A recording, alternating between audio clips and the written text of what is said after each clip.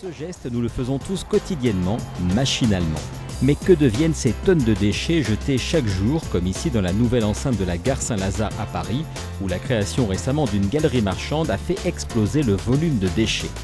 Pour le savoir, direction les sous-sols de la gare. C'est ici que Trio, c'est-à-dire Tri Optimal, s'est installé depuis plusieurs années. Tout commence par ces sacs qu'on nous met de la gare, que les sociétés de nettoyage nous apportent de la gare, aussi bien des trains, des quais que des bureaux. On sépare le papier en 3 qualités de papier.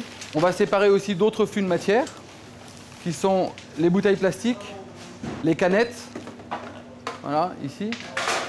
Et une fois que le tri de l'opérateur est terminé, il va rester ce qu'on appelle le déchet ultime.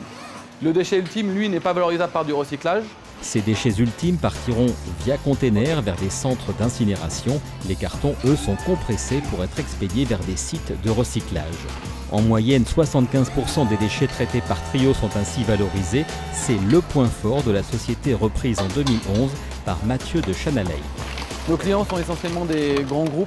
Pour que notre process soit viable économiquement aussi bien pour nos clients que pour nous, il faut qu'on puisse gérer des sites minimum de 400 à 500 personnes.